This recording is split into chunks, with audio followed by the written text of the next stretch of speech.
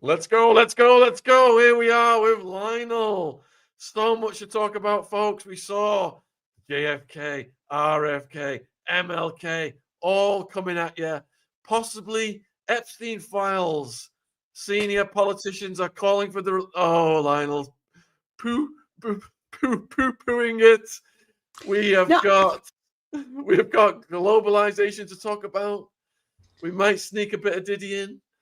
let But me get down to brass tacks, Atwood. Let me tell you something, my pal. You better back up.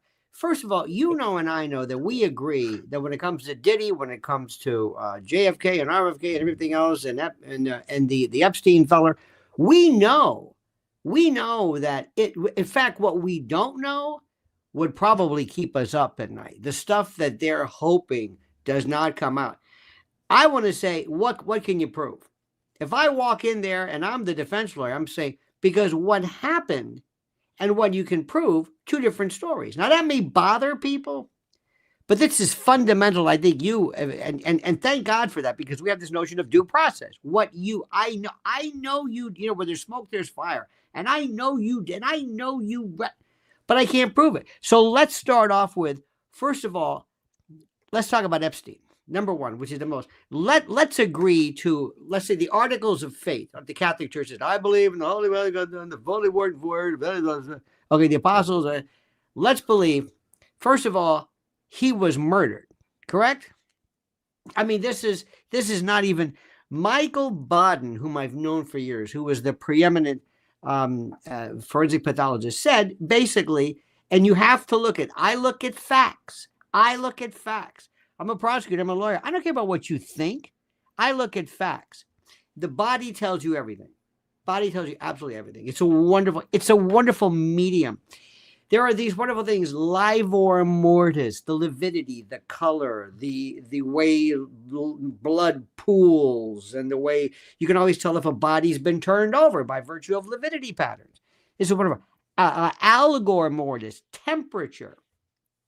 We had this guy years ago. This guy was terrific. This was a little rough, but he was one of the investigators who was a part of the team, and he had basically a meat, like a thermometer for like a roast, and he would just right into the gut. Look at it, he says, 3 hours.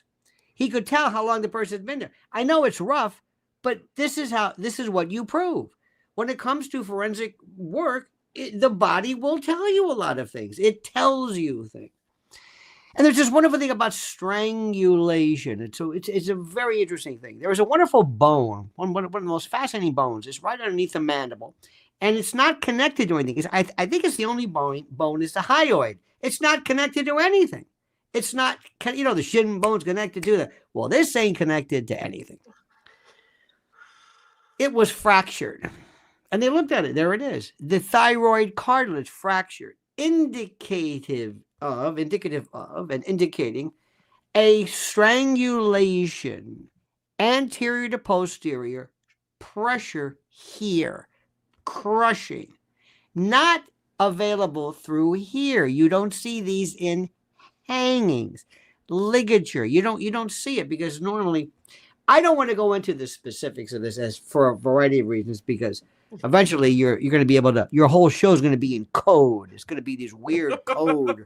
You're going to be saying Mersey dotes and those and 74. We're going through our Atwood. Oh, you know what he just, in fact, it might be even more interesting, a code word. But there are things that indicate the four types of expiration. And there's an acronym, NASH.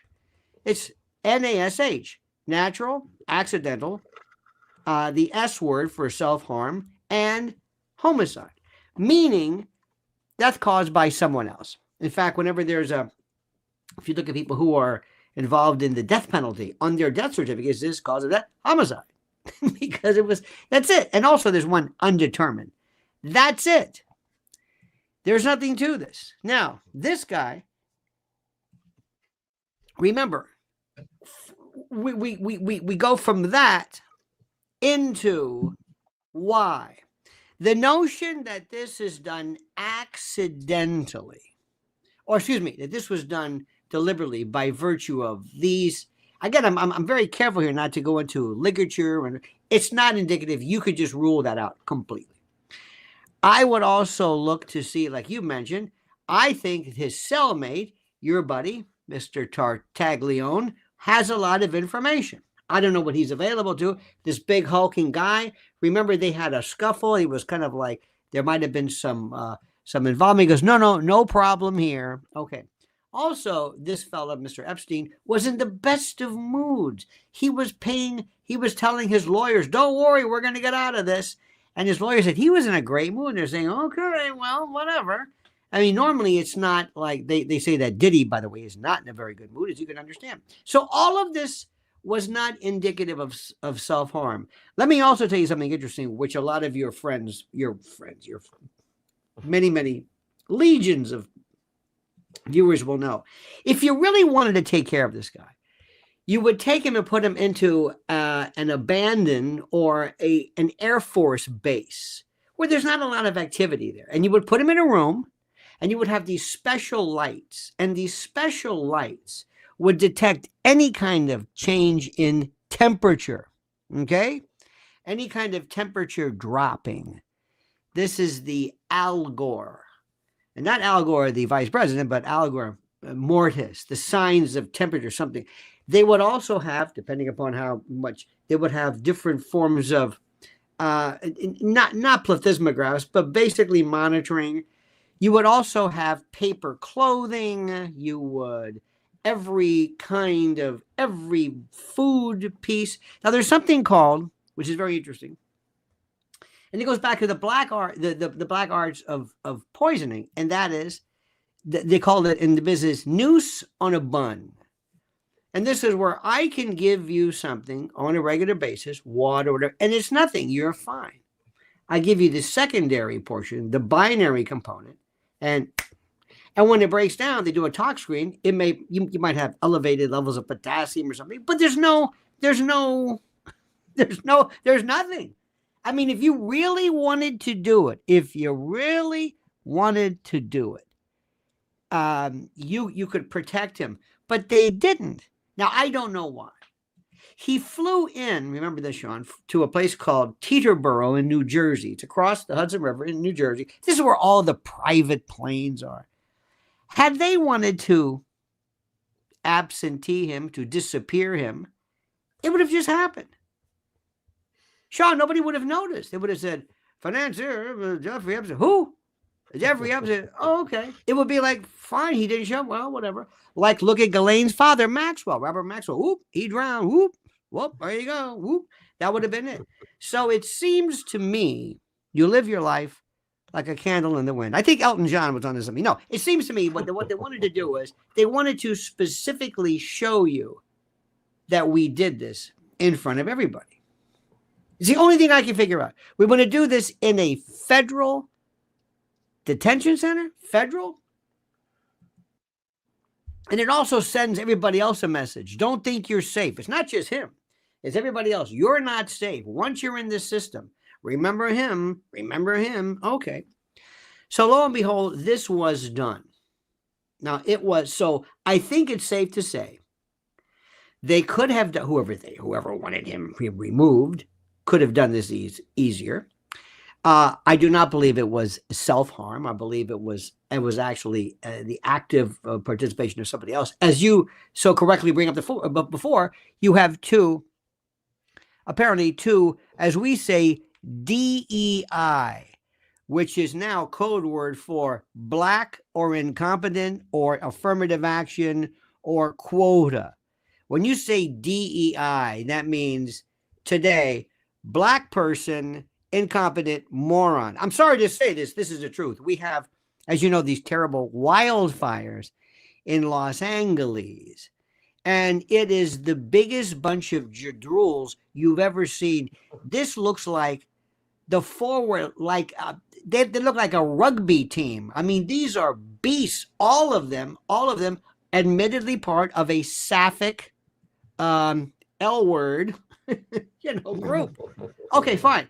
And they say it's DEI because they're saying it's the only reason for this. So anyway, so you had these incompetents, walking the most important, think about this, the most important prisoner, bar none. I look at him walking with Prince Andrew, Bill Clinton. He also had this, remember years ago, this would have been before your time, there was a guy named Werner, was it Erhard or Erhard? He had Est. And there was this kind of crazy guy who loved to have the scientists come. I think Lenny Susskind and even what's his name? The fellow in the wheelchair. You know what I'm talking about, Hawking. They went to this. So there's always been this history of these rich people, and this fellow loved to hang around academics. This is his MO. He loved to bring in famous scientists. He wore Harvard T-shirts. By the way, if you ever see somebody who wears a Harvard T-shirt, they didn't go to Harvard. Nobody ever wears a Harvard T-shirt who went to Harvard. Nobody. I don't know why. They just don't. So anyway, so this guy also is very good friends with Alan Dershowitz. And Dershowitz, very prominent lawyer, very good lawyer, very, very, very active, very great defender of Israel and defender of, as many people are. You had Ehud Barak, former prime minister, who was hanging around there. You've got Epstein himself. You've got Les Wexner. You've got a coterie, a retinue of some of the greatest. Imagine, by the way, just for a second, imagine you're a lady of the evening. Damn it, would you get the picture of Hawking just for a moment? Imagine you're a lady of the evening and you've been assigned to service that. That's all I'm saying. There isn't enough money on the planet. There aren't enough Bitcoins in existence. You've got that? Yes. And make him believe you like it. Okay. Well, Betty Davis couldn't have done that acting job. All right. So let's go back. So let's look at all these people. Les Wexner. Where is he? I don't know. He's a financier. Let's go back a little bit more. In New York City, we have these. There we go. All right, honey. See the guy in the chair? That's on the island. Yeah. That's on the island. Well, so what? They're on the island. They're on the island. Half of New York was on the island. Yeah, okay. I'm just letting the viewers know. That's all. Oh, no, but I'm saying people think that people went to the island. If you wanted to say, for example, where all of the pervs, freaks, and degenerates are, I say coming up at the Academy Awards. Yeah. That's where they are. Not this. This is like this. Okay, but let's go back to this. So you've got this guy, and you've got, again, and I know I'm not sure about you, but here in this country, oh my God, you say something about Israel, they think you're an anti-Semite. It's like, I'm telling you the truth. If I said France or the UK, nobody calls me an Anglophobe because I bring up Prince Andrew. But you happen to have a veritable who's who of some of the greatest Israeli, not Jewish, but Israeli luminaries, from Les Wexner to this, Ehud Barak, former prime minister. I mean, down the list. Okay. Now, before this happened, in his heyday, this guy, go back and look at who this Epstein fellow was. He taught at a school in New York City called Dalton. Dalton was it's not really Eton, but it's as close as we're going to get to it. Very prestigious. Upper East Side, a lot of money. He was a math teacher. He never went to college. I don't even know what he did. He's a math teacher. No, look at this. At the most prestigious, this is where people go who are trying to pad their resumes to go to, Ivy League, Harvard, and Yale, and all the big schools. So anyway, you would think, it's not too much to think that the math teacher knows about math. Not him.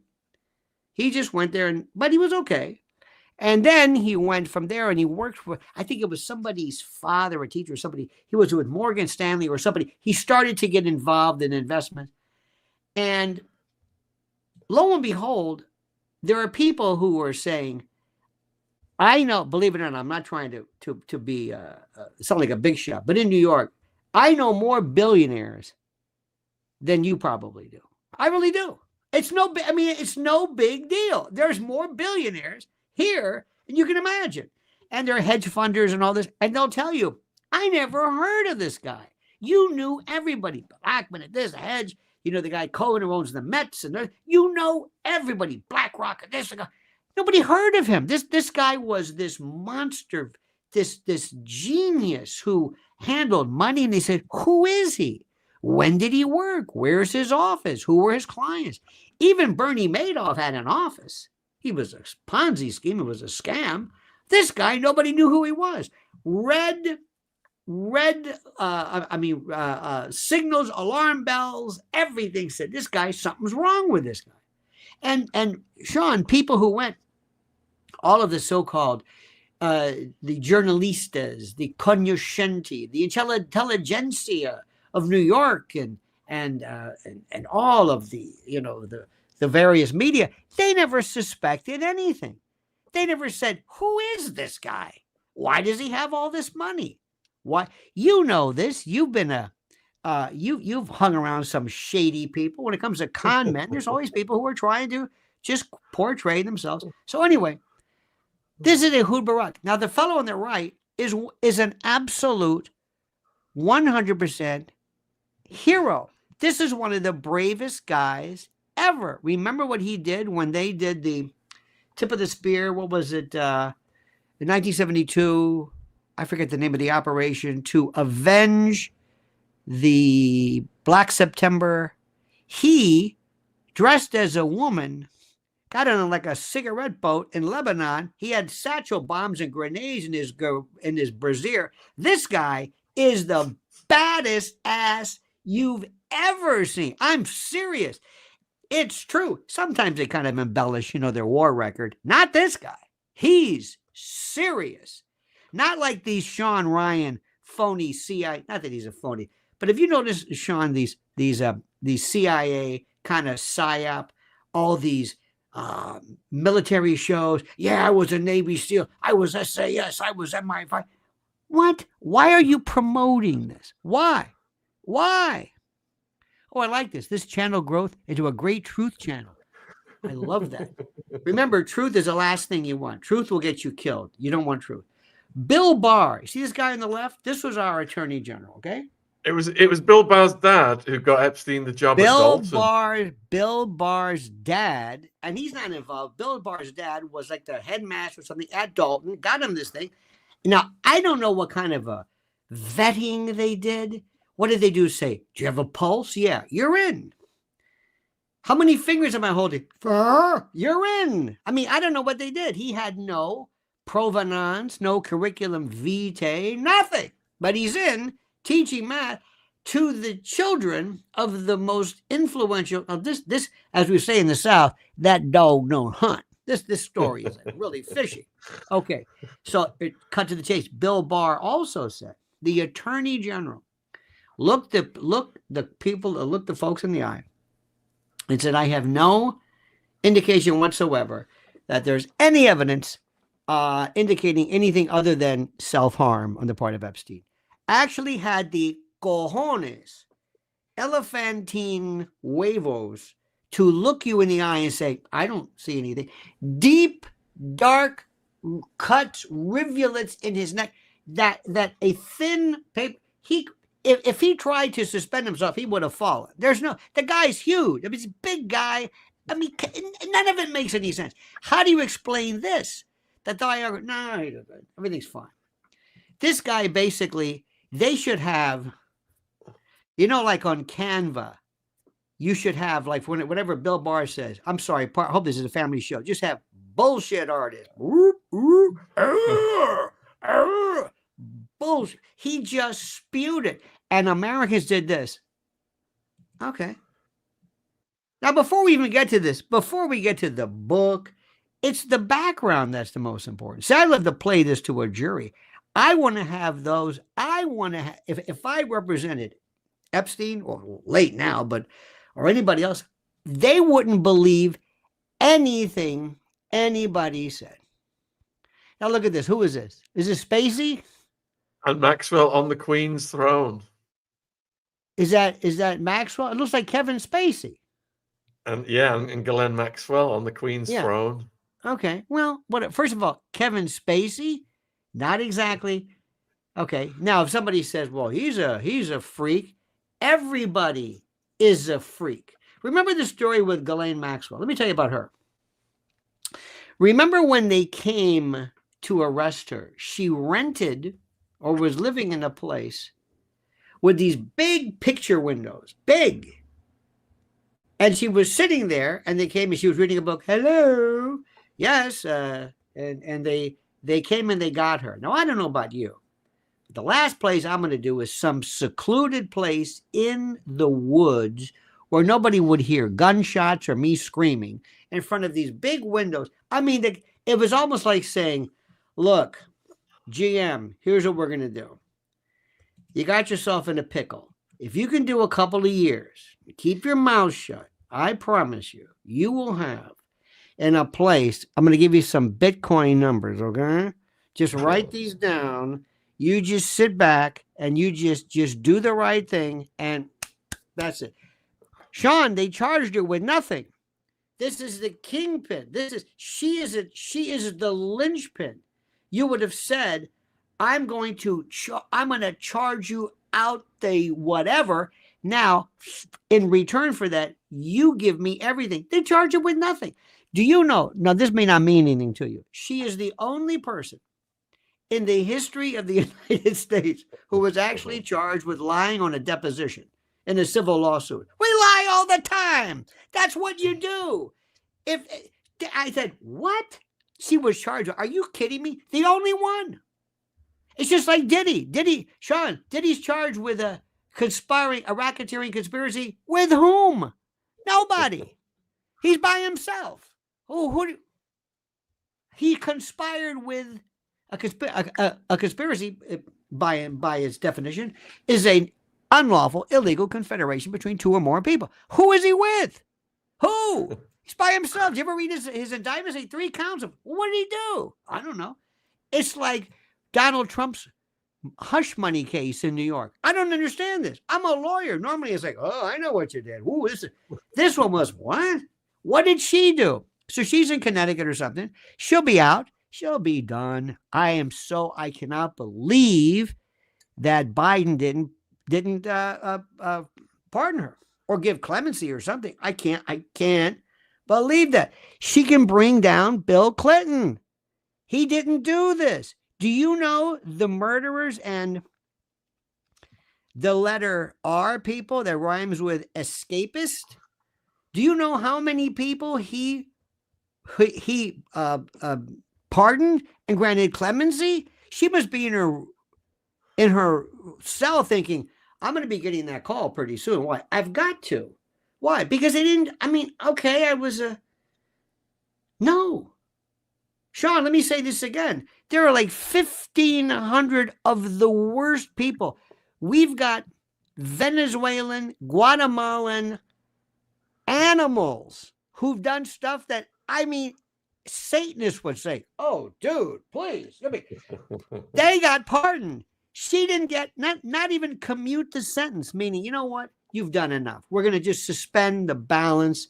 Something, throw her a bone, cut a few. Nothing. Now, what are they doing? Now, if I were her, I'd say, boy, I'd be pissed off if I were you. See, this is where you send somebody in to give her to talk to. Like, oh, I don't know about you. I'm surprised. Going, I thought you had some friends. You're sitting here eating this meatloaf here, and they're laughing at you, and they didn't even give you a commutation. Nothing. Does this make any sense to you? Does any of this make any sense? So, viewers, the red circle is around Ghislaine Maxwell, who's attending Chelsea Clinton's wedding. Yeah. So anyway, so she's there. But by the way, everybody in the world was at Trump's inaugural. Everybody from Zuckerberg. Oh, by the way, I loved your comment before. Can you believe that wimp that sacco shite who stands there all of a sudden and says, I can't believe it. And they told us we wanted to put up a little meme that showed, and they say, what? You're the fourth richest person, and what is happening with it? You know what? Watch prediction, watch his marriage. All right? Love on the Rocks. I think Neil Diamond said, watch that. Watch Barack Obama and Michelle. Watch Kamala, or Kamala, as we say, and her husband. Watch. I'm telling you.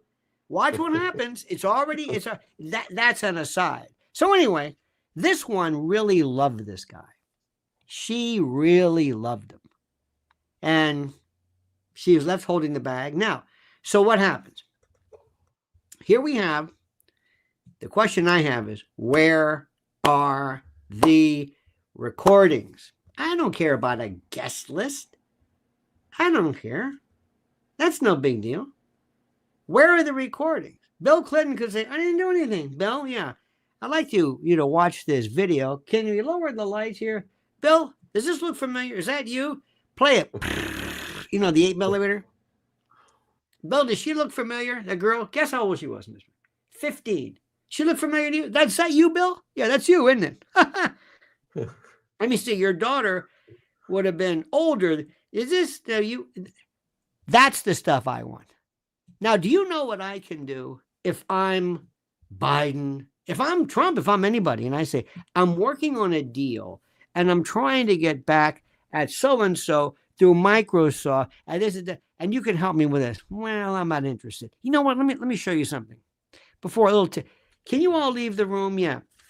Does this look familiar? This is a picture of you. Where'd you get that? It doesn't matter where I got that. Now, who are the people who would possibly be affected by that? Well, most people don't want to be involved in that, but theoretically, most people would say, I don't want to be a part of it. Now, here's my question. Shaun, if there was a picture of Bill Clinton, assuming, we have no reason to believe this, but let's assume, arguendo, for the sake of argument, as opposed to innuendo, which is an Italian suppository. But if it was Bill Clinton, what do you think would happen? What would they do to him? What are you going to do? You're going to show a picture of him doing, okay, yeah, that's me. Is that you? It sure was. Yeah, that's me, all right. That's illegal. It sure is. Well, where was this? Well, it was in a place that was in some international waters, or I don't know where. There he is. Is that you? Sure was. That's me. You know how old she was? I don't know. Is that against the law? Well, there's more than that, Bill. And there were people, by the way, who were hired. One of them, if I recall correctly, wanted to be a masseuse herself. Okay. So here's my question, Shaun. What are you going to do with it? What do you think you're going to do to a former two-term president who's walking around, and he, by the way, is starting to show the signs of the Sicilian flu? You know what that is. This is when you start to like Joe Biden did. Joe Biden, right before the indictment's about to fall, better lay off that stuff. That'll kill you. Right before the indictment, right before, all of a sudden you start having heart palpitations. You got to go to the doctor, like in the movie Casino. Okay? So what's going to happen to Bill Clinton? Nothing. Now, next question is, where are these women? How many of these women were paid off? They're going to say, I'm not going to go. You got to have somebody to authenticate it. If you want to drop the ball and say, okay, let me show you something, Atwood. I got a picture of you and this girl, because in the next scene, you're not going to like, they've got you squatting over a goldfish bowl and picking up small change the hard way. Okay, great. Where is this woman? Who? This woman. The one who's going to authenticate this. The one who, because with this AI today, hell, I don't know what it is. I don't believe anything. No, seriously. A picture's worth 1,000 words? Not anymore. So I want you to bring her into court, have her swear. What happened? No, go get her. Whoever this person is, you don't mind doing that. Well, she might have signed a settlement. Signed a what? A settlement. A settlement. With whom? Yeah, well, we should, doesn't matter. Don't you have a, yeah, but if she violates this, well, where is she? Where are these victims? Who's complaining? Who? Do you know how many of them were paid off? Do you know how many of these people were paid? All of a sudden, they just went away. You remember that? It's like, did you ever hear about them? No.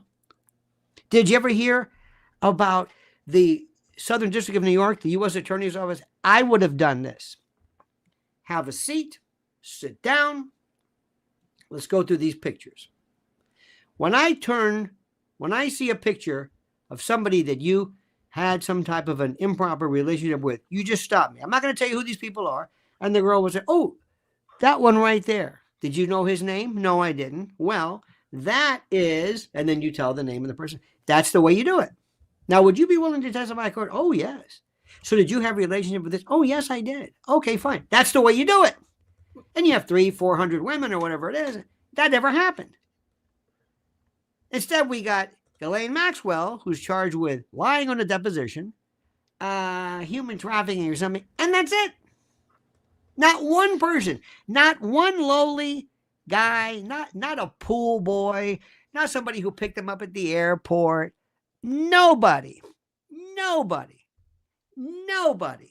nothing. You know how many people are on that? Remember, if I recall correctly, there was somebody on the island who says, yeah, I was the cabana boy, and I thought, these people look a little young to me. Where's he? I don't know. And I don't want to get into speculating about where are they. They may be no mas. I don't know. I can't tell anything. So like I said, great. Here's the list. Bill Clinton says, all right. And by the way, the reason why I bring up the Cecilia fluke, have you seen Bill lately? He can't close his mouth. He's going to have a fly go in his mouth. He's just walking around with his mouth hanging open. And he's kind of shuffling. Oh, he looks bad. He looks bad. I mean, he's walking around yelling, who ordered the veal cutlet? Mr. Sharp he looks, as we say in West Tampa, arrebatado. He's gone. Look at this one. Okay. Mr. I Can't Sweat. Mr. Anti-bromidrosis. Oh, by the way, Netflix has a new one coming up. One of the most stupid things I've ever heard in my life. When I saw this schmuck, this jadrul being questioned, I would search, first of all, your Brits? I thought these were smart. I would say, Andy, I heard that you're talking about meeting with, oh, no, you're not. No. If you do, you'll be doing the interview from a hospital in recovery when we get done with you. You're not going to go anywhere near them because you're an idiot. You didn't learn from Stark and that Fergie. Remember the toe sucking thing years ago with that dude from Houston? These people are low rent trash, the whole group. And by the way, their two daughters, let me tell you something. One of them could eat an apple through a tennis racket. If you know what I mean?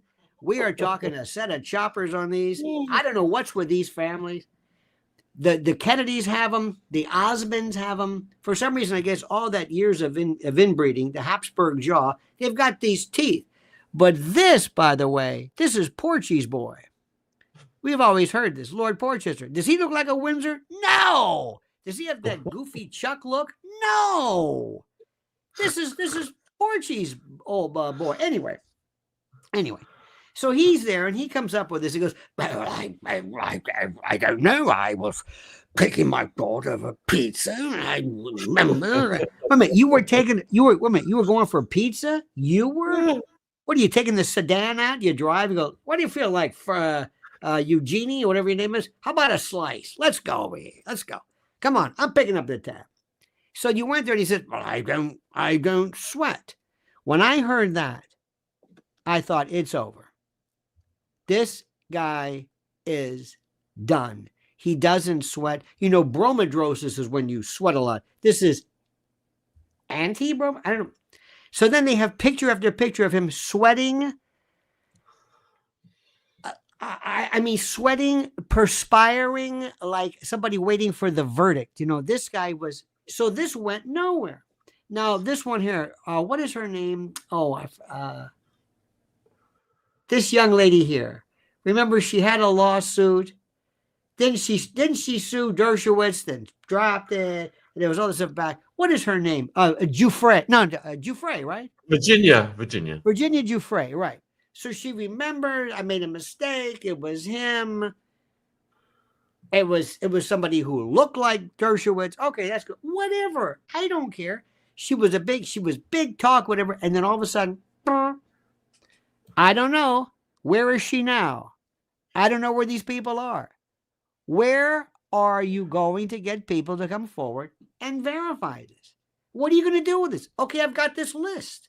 Great. I've got the pictures. You've got to authenticate them. You want somebody to get their record. That's me, all right. Yep, that's me. Yep, this was at Ghislaine's house. We were up there, and right after this, he held me down with spaghetti tongs and made me do the alphabet backwards. It was the weirdest night of my life. That was me. I remember. That's what you need. She's not going to say anything. Nobody's going to say. They've been paid off. The whole group. $12 million. Not bad. In February 2022, Prince Andrew paid Virginia he didn't estimated $12 million, £9.4 million to settle a civil claim of SA.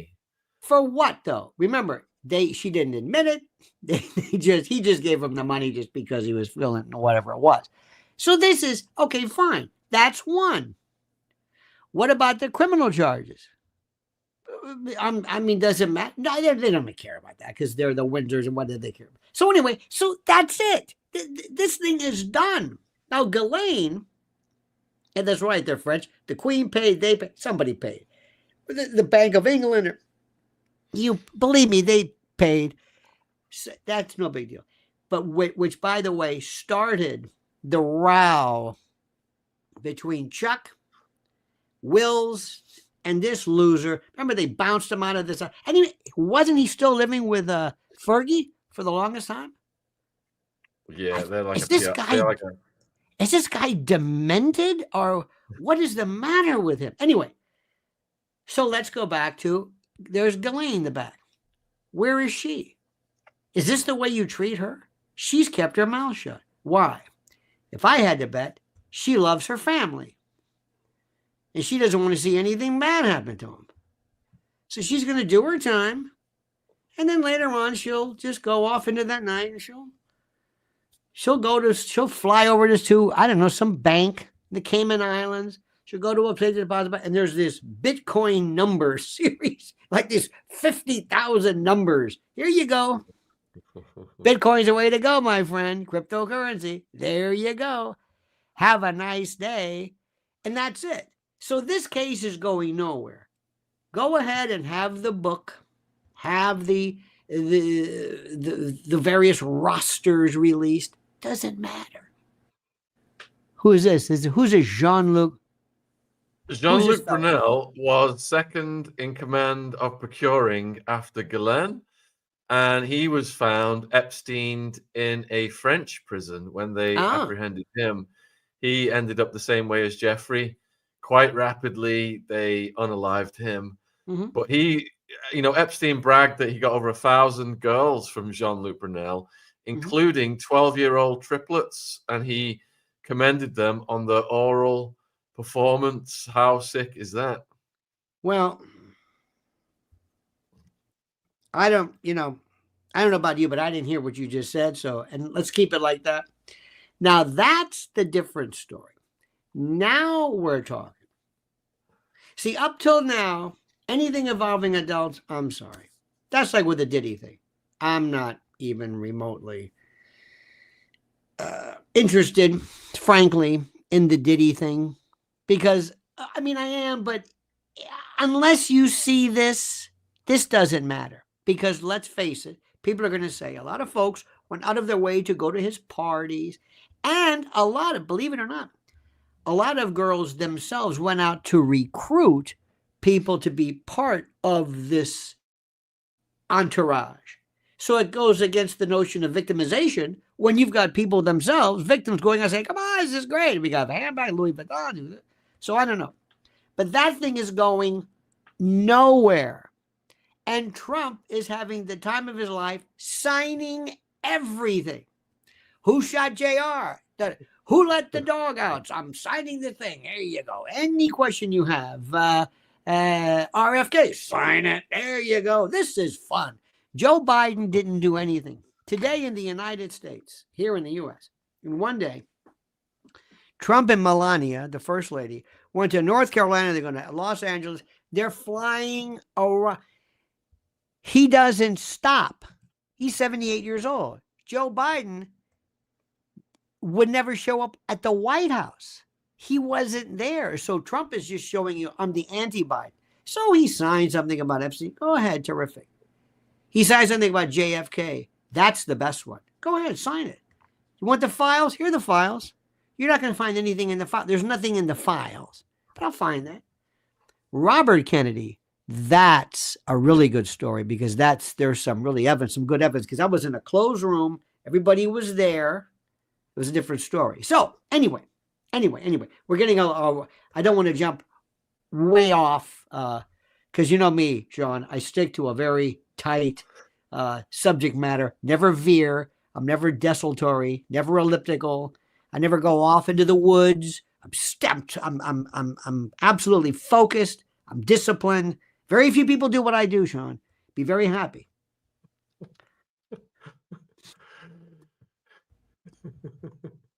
You got the easiest job in the world. You ought to just see. You ought to give me Ghislaine money for this. You're thinking this is great. I just sit back. I don't even have to ask questions anymore. I can just laugth during. You could actually put it this way: if your screen froze, nobody would know. And I love you. I'm saying that I love you because you're a beautiful person. Much love as well. We can't wait for you to come and stay with us in the UK. Oh, I've never been. I would love. My wife and I would. I've never been. Never. I would love it. I think. Let me tell you something. I think. I've always. Who was it who said we're common, whatever, separated by the same language? I would. And you know what I would want to do? I would not want to do anything that tourists do. I want to know what you do. I don't know where you live per se, but I want to see what the average, what the regular folk do. I don't want to go Westminster. Okay, that's nice. I've seen it. That's it. Just let me drive by. Yep, that's it. It's like the Griswolds in the National Lampoon. Remember the Grand Canyon? Yep. That's the Grand Canyon. Okay, let's go. The Eiffel Tower. That's it. Okay, let's go. Anyway, let's do questions. You want to do JFK? Yeah, so I live on an ancient burial site, and the warrior bishop who died fighting the Vikings 1,000 years ago is buried outside the front of our house. So wow. Yeah, it's spooky here. But anyway, yeah, so we've got Trump announcing JFK, RFK, MLK files. There's pressure now to release Epstein files, which is what we just covered. But let's go back to JFK, RFK, MLK files. Mm-hmm. What is going to be revealed here? Lorraine wants to know. What are we going to find out? Nothing. I mean, if they went right now, right this moment, and they said, okay, let's go to, let's release all the files. There's nothing in the files. Oh, look at this. A video of the sniper signed. His name is Meriwether Tuppence. Come on. You're not going to have that. By the way, there was an old, the comedian Bill Hicks, the great comedian. He's kind of like George Carlin, but he was not as well known, but he was very good. And he said, I always thought that before the president takes office, the Secret Service comes in and says, Mr. President, have a seat. We want to show you something. And they pull the drapes down and they have like an old projector, with the screen and the 60 millimeter or 8 millimeter. You go, watch this. And it's a picture of Dallas, November 22nd, 1963, taken from the vantage point of the sniper that only the sniper would have seen. Nobody's ever seen this angle before. And the lights go on and Secret Service says, now, any questions? Because we're in charge of you. Anything you'd like to know? Nope. There was a time one time they said that every now and then the Secret Service wants to let you know that you're not that protected. There was the case one time when Obama had somebody actually show up. He was in the lift or an elevator. And this guy, I don't know how he got back. Just like, damn, how did that happen? And Obama's thinking, you've got to be kidding. There was another time too when George W. Bush was out on a bike somewhere and the whole city was in lockdown. He didn't know it. They want to let you know. They've had planes fly over and land on the lawn. And that's why President Trump needs to have his own ninjas, his own special group of people. And he spends a lot of his time in Florida at his Mar-a-Lago estate because the White House is the worst. It's the most unsafe place there is. But so question from Carol. Yeah. How many years have they had to sterilize any pertinent information? Do you really think there is any relevant facts? No. In a file? No. In a file? I mean, payment for the shooter? No. Let me give you an example. Let's go back. The RFK already knows that Sirhan Sirhan didn't kill his father. Secret Service did.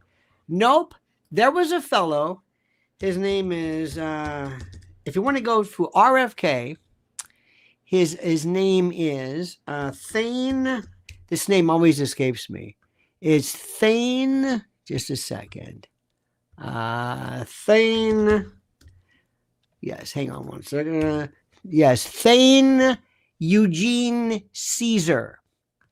Cesar. Thane, Thane. Look at him. Because this is the whole story. RFK had, remember, always go to the evidence. Don't just go to what you think might have happened. There was powder deposition found on Bobby Kennedy. Now, Sirhan was across the room. This guy Thane was right there. He was like a bad cop, or he was some kind of a. I've frozen. Anyway, let me move this here. Okay, let me see if I can close some of my windows out. I'm doing like you. This is my invitation of you. Let's see. Close this down. Get ready to go. Get rid of that laundry list. Cross up. Anyway, so the shooter, nobody could have been up close to him except this fellow, Thane Caesar. So that's an angle. Let me give you another story about this dude Thane. RFK Jr. calls him impossible. Believe me, he's got to be very careful and everything. But we know, and you know, this thing called MK Ultra, and it's this wonderful mind control ultra. This is absolutely declassified. There's also Project Artichoke. Isn't that great? These names. It's mind control. Why do I think that's possible? Two things. First, if ever there were two cases where MK Ultra, at least on its surface, seemed to be consistent, it would be number one, Chapman, who killed John Lennon. I forget his name, Chapman, whatever. This is the guy who, that's Sam Giancana. That's Momo. That's from Chicago. Welsh Gold wants your thoughts on his role in any of this.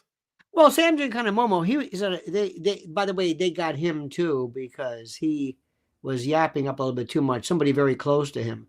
He was responsible for, and by the way, it's getting very, very complicated. Let me just lose. He ran Chicago. JFK beat Richard Nixon by a very small figure. And what was critical was the vote in Illinois and Chicago. This was the head, Sam Giancana. They were responsible for this. He also, Sam Giancana, was stooping this woman. What was her name? This was the starlet. My brain gets fried. This was the woman where JFK and she were sharing this woman, so to speak, which is the most stupid thing anybody could ever do, because John Kennedy was the most reckless person. Judith Campbell Exner is her name. Judith Campbell Exner. Okay. They went through so much to help this guy. Now, when he gets elected, what do? Bobby Kennedy goes nuts. And Bobby Kennedy is responsible more than anybody else for the death of his brother. They felt such betrayal. So let me go back to this one thing about Mark David Chapman is the fellow. Mark David Chapman said after he killed John Lennon, I love John Lennon. I don't know. And he waited. He had his album. You killed him. I killed him. I mean, it was like, okay, interesting. J. Edgar Hoover hated John Lennon. Hated him because he was making a mockery out of him. He kept beating, they were trying to deport him. And anyway, that's one. Second, Sirhan. They said, you killed Bobby Kennedy. I did what? You killed Bobby Kennedy. Why? You tell me. Tell me what? Why you killed him? I did? Yeah. Because he's from Jordan. Or you're from Jordan. He goes, what the hell does that have to do with anything? Because of Bobby Kennedy. What did Bobby Kennedy have to do with Jordan? You tell me. I don't know what the hell you're talking about. So there's two instances of this. What? Huh? So they looked at this son of a gun and they said, he's the guy, and that's it. And Bobby Kennedy has been a little tepid. Remember one time he said, I decided to go talk to him right away. So one thing about the King family, and I interviewed one time James Earl Ray, who was the alleged assassin. James Earl Ray said, I'm a bad guy, but I didn't do it. And Dexter King, they had a separate civil trial. All of them said, he didn't do it. The Kennedys, they don't say anything. Just like Wills never says anything about his mother. He never said anything about that story about the whole Henri, the whole story. It's weird. It's almost like saying, listen, we don't talk. I know this may seem counterintuitive. We don't talk. You want to get your money? Right now, in the Kennedy family, they had like 9 brothers and sisters, and then there might be 1,000 Kennedys right now between in-laws, cousins, grandkids, great-grandkids, spouses of the great-grand. Nobody knows. They're like fractals, like Mandelbrot fractals or bed bugs. They just keep, so nobody knows. I don't know where this money is. So I have this idea, can't prove it, but I wouldn't be surprised. If when you get to that certain age, just like when you go to the HR department and somebody says, okay, Shaun, you're 18 and you're going to get, here's part of your trust fund. This is from being a Kennedy. Now, before we do this, let me give you a scenario.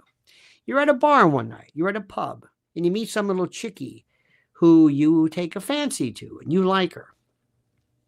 And she says, who are you? Oh, I'm Miss Owen Kennedy. Kennedy? You mean the Kennedy family? Yes, I'm the nephew or grandson of... I've always been a fan. Who do you think killed? And that's when you get up and you walk away. We never talk about it. Rory Kennedy, I believe, is the documentarian. Never does a documentary. Bobby Kennedy has come the closest, but even he's like, I don't know about you, Shaun, but do you know how many people they've talked to? Secret Service people, FBI, CIA, MI5, MI6, who say, listen, you don't know this, but I worked for Five Eyes and I know Bobby Kennedy knows more dirt than anybody. And he probably knows the name of the shooters. My favorite is look up Lucien Sarti, Sarti. I will, but before I do that, no, Monique damn it, I'm telling you what to do. You do what I do. No, I'm sorry. Monique is wondering, do you think the unaliving of Marilyn Monroe will be revealed when these sealed? No, because I think we know what happened. She, it is believed, it is posited, was dispatched by Bobby Kennedy and Peter Lawford. Peter Lawford they used. He was married to Pat or whatever, one of the sisters. They used him. Like you can't believe. She, it is rumored at the time, fell in love with John Kennedy. She was stooping everything. Bobby Kennedy, that thing, same thing goes for Jackie. They were, John Kennedy's friend growing up was a gay man named Lev, whatever, Billings or something. And they used to, apparently. And Joe Kennedy said, I don't care as long as he doesn't get somebody pregnant. You do whatever he wants. They were like, as we say in the South, a three-peckered goat. They had no sense of affiliation, team, anything, anytime. They stoop mud. They do a snake if you hold a hit. You know what I mean? They just were degenerates. You know, they have the lace curtain shanty. This is shanty Irish, Boston, low rent, who fancy themselves and thinking they were better. All these people were just red. Anyway, so they were all tagging Marilyn. Now she, they believe, might have been with child. And that's why she says, I'm gonna break this open. And Bobby, supposedly, and Peter Lawford went to see her. Now, here's something interesting. It was posited by a number of people that the means of administration of either the barbiturate, pentobarbital, anxiolytic, whatever it was that caused her to overdose, might have been through either enema or something along those lines. And the reason why I say that is because it was reported that her housekeeper walked in, saw the crime scene, and saw an empty bottle of pills and said, wait a minute. Yes, we found these undesirable. She didn't take these pills. She couldn't take a pill without gagging. And I don't know if the pills were undissolved, but there's no way she did this. All right, that was done. Joe DiMaggio, the love of her life, his life, never forgave them. So, was she dispatched? Looks like that to me. Dorothy Kilgallen. You familiar with that one? Look up the name when you get a chance. This was a writer. She was on game shows. Dorothy, Kilgallen. Dorothy Kilgallen. Just a lot of YouTubes. You'll love this. She was on TV and then boop. So let me go back to a couple of things. Again, background. Shaun, this was 1963, 18 years after World War II. All of those guys who were the baddest, there she is, Dorothy Kilgallen. Great YouTube stuff on her. The people who were responsible for destroying Hitler and the OSS and Wild Bill Donovan and all these guys and then the CIA, they were in power. Now think about this. Going back in World War II, Sicily was a very important place. And we didn't know anything about Sicily. Well, guess who did? The mafia. Calogero Vizzini, Cassioferro, all these guys, the Il Uomo di Onore, the men of honor. They hated Mussolini. And the reason why is Mussolini wanted to get rid of all the mafia. This is Italian, Sicilian mafia, not American. That's not mafia. There was a guy named Cesare Mori, M-O-R-E. This was the baddest. This guy was a torturer. He was like his chief of police. He tortured all these people. They said, we got to get the hell out of here. And they left Sicily. Well, what happened was Americans said, wait a minute. We can work together. What do you mean? You help us out. Vito Genovese, was an animal. By the way, when he went to prison, he was head of the Genovese crime family. They said he had the IQ of like 70. It's like, what? This genius. Anyway, these people were American patriots. Something I said, Shaun. You okay? All right. I look up and he's passed out. Anyway, I have that effect on people. So let me go back. At least he has the decency to turn the camera off, for God's sakes. Probably picking his nose. And by the way, I like the way you're adjusting the jewels. Every now and then you get up and you move around. I know what you're doing. You get to a certain age and it's like, they become like an appendage. It's like, what is this? Anyway, so at the time, American organized crime works with the army, the Allied. Okay. So after this is done, they said, now that we've helped you, what will you do for us? Gladio be damned. You can be in charge. So all these badass mafia types who helped us out during World War II to get Mussolini, we put them in charge. So that's how we started to work with them. Then later on, when we had Operation Mongoose, when we wanted to kill Castro, who did we get? We got Johnny Roselli and the American mob, the mafia in America, because they were pissed off at Castro for throwing them out of Castro. So you have the mob and the government working hand in hand. all along. Johnny Roselli said they were going to put a particular something in his drink to make his beard fall out. And then they were going to poison him. And nothing worked, obviously. Now, go back. When Lucky Luciano, who was the architect of American organized crime, during World War II, there was this ship called the Normandy, which is not too far from where I am now, and it capsized during World War II. And they said, those Nazi bastards, those saboteurs. He called a guy named Sox Lanza, who ran the docks, and said, do you know anything about this? He says, no, it just capsized. He goes, wait a minute.